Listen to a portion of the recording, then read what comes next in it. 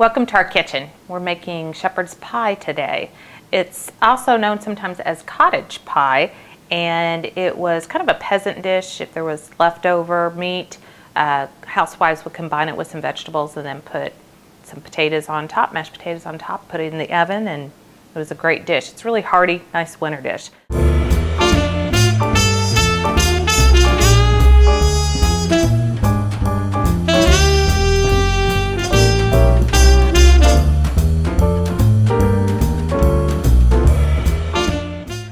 We're going to lighten it up a little bit today, and one of our favorite things to do with potatoes anyway is to have parsnips.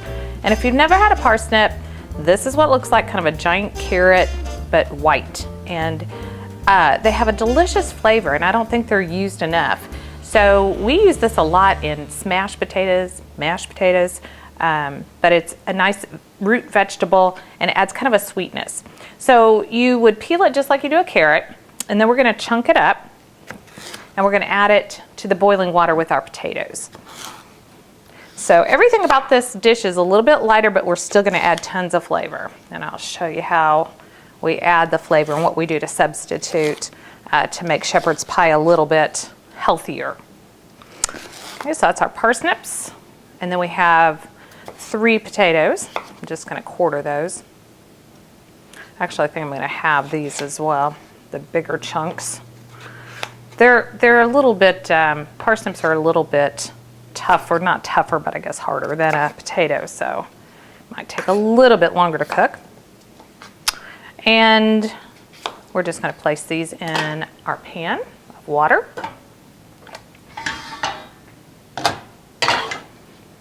And you're going to put this on get this to a nice rolling boil here.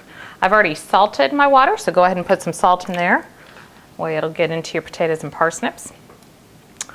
Okay, and put that big old pot over here and get that started. All right, so we're gonna start on the filling now. And for the filling, you'll need an onion, 2 or 3 carrots, and a couple cloves of garlic. So I've already peeled one. I'll show you how to go ahead and quickly peel this garlic clove. You just kind of smash it with the top of your knife like that. Take off that end, and voila, it kind of just all comes off pretty easily. And then to get your garlic finely diced, you just kind of do that. Run your knife back over it a few times, get a nice little dice on it. So we'll show you how to do the onion and the carrot. Be right back. A little bit of my onion and carrot. I just want to show you about the size that you want for this dish, and I just have my carrot down the middle and just kind of give it a quick chop like this. And then for the onion, you just want to make little slices.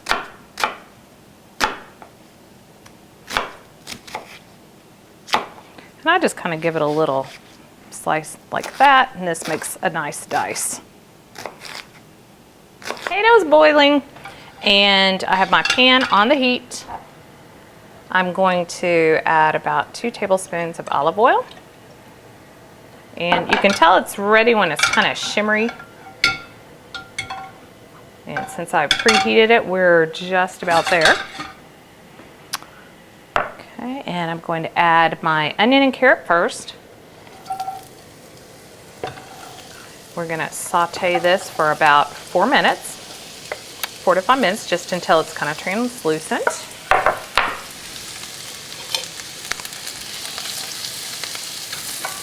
Okay, this is looking beautiful. Whoops, my potatoes just got ready to boil over.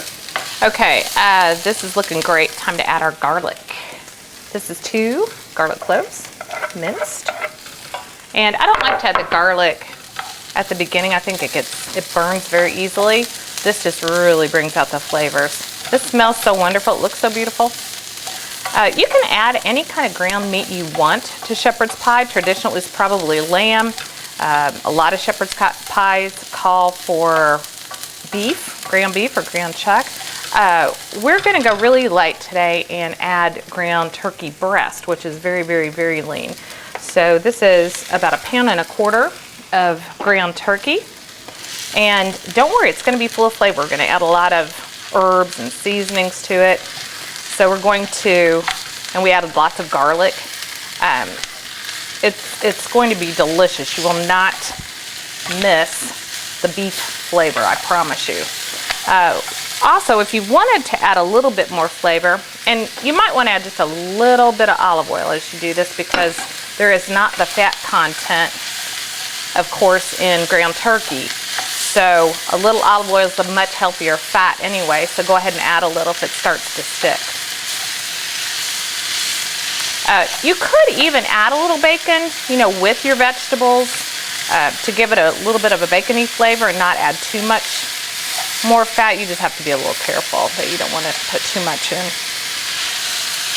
if you're really watching that weight. Okay, this is looking really nice. I do want to add some salt and pepper, so a few grindings of pepper. And then about 3/4 of a teaspoon of salt. We can adjust this later if we need more.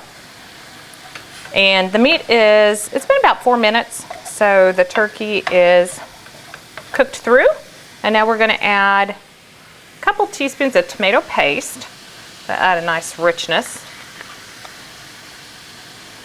And we're also going to add, in just a minute, a little flour, because we want to create a nice thick broth here. So get that tomato paste stirred in. Okay, and then we have about 2 tablespoons of flour that we're going to sprinkle over. Let's sprinkle that all over the top. And to that we're going to add about 1 cup of chicken stock. Kind of eyeball that.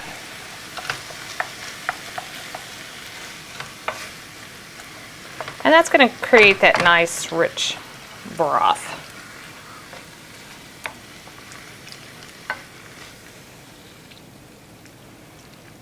Okay, we're going to add a few other seasonings here in just a minute once I get that incorporated. It's starting to smell so good. Okay, time for some more seasonings. So we're going to add this teaspoon of Worcestershire.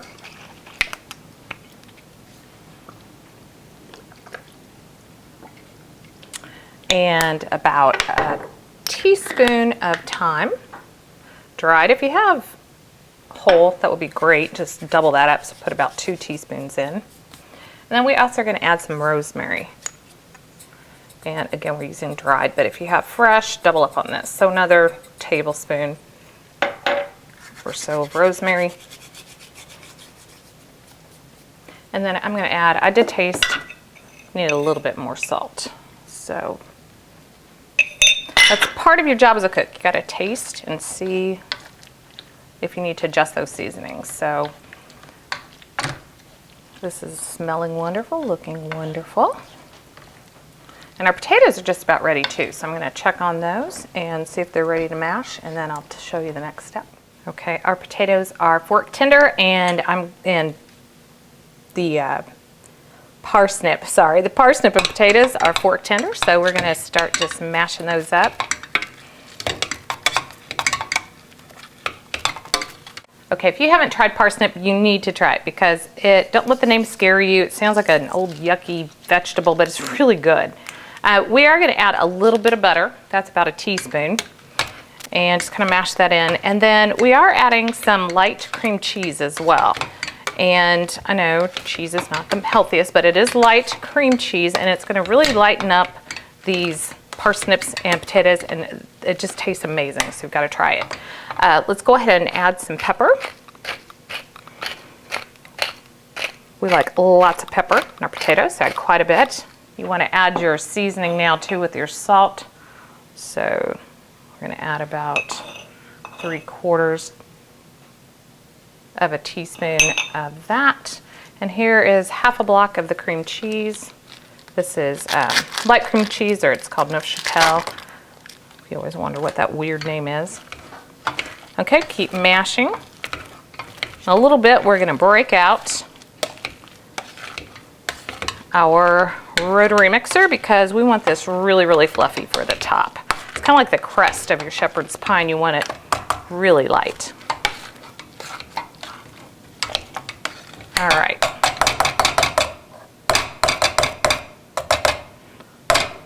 There we go. Get all that good stuff out of there.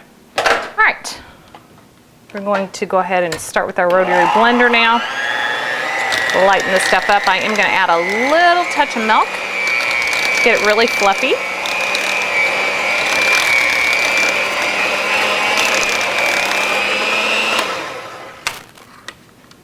This is just 2% milk, just a couple of tablespoons to a quarter of a cup. You know how potatoes are, they just soak up that milk so quickly. It's starting to look really, really good.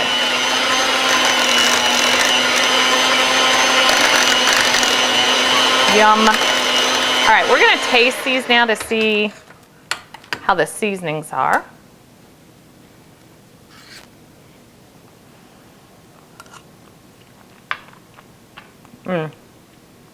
Parsnip is so delicious in there. Use just a touch more salt. Not much. A little bit more pepper.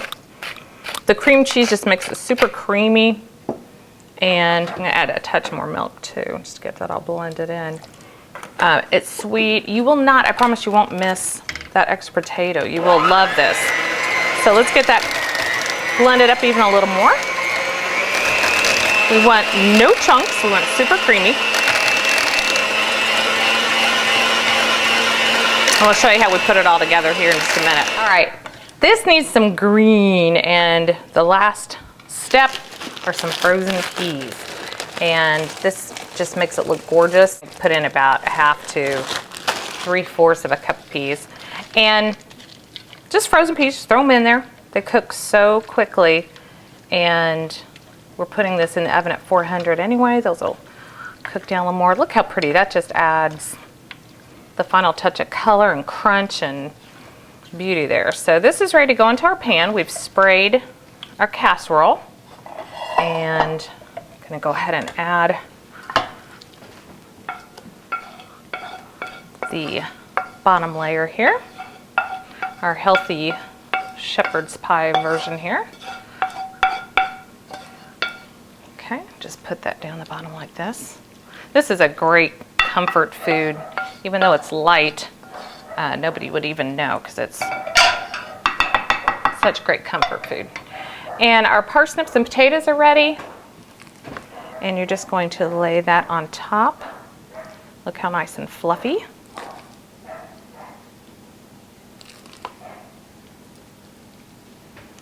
Beautiful. And it's just kind of like frosting a cake almost. You're just going to frost the top of your pie here. Get all that goodness out of there. Okay, so you just kind of frost it like that, make it look gorgeous. And you're going to stick this in the oven at 400 for about 15 minutes. And this will get a nice, beautiful crust on it. And your family is going to be very impressed. And it was pretty easy. All right, let's get it in the oven. It already looks good enough to eat. I can't wait to see what it looks like when we're finished. 15 minutes, we'll check it then. This looks wonderful. We are ready to grab it. It's nicely browned on the top. The potato parsnip mixture is nicely browning until it's bubbling. Now you're going to want to let this sit out for at least 15 minutes, mostly because it's hot lava and your family would burn their tongues, but also it just kind of will let the bottom layer set up nicely. So we'll show you what that looks like on a plate, and I'll taste it for you so you can see what I think about it. Sitting for about 10 to 15 minutes, maybe not that long because our son is bugging us to eat because he's starving, but we're going to go ahead and dig in.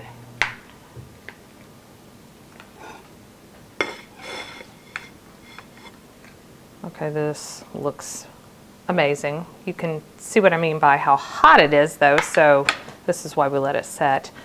You can really smell those spices, and the colors are pretty, really, really pretty.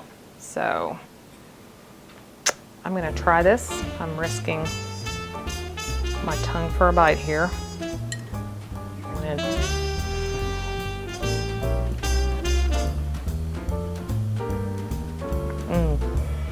That is so very good. You will not miss any of the calories because this has so much flavor. It's so good, and it's one of those comfort meals. You will love this. You've got to try this.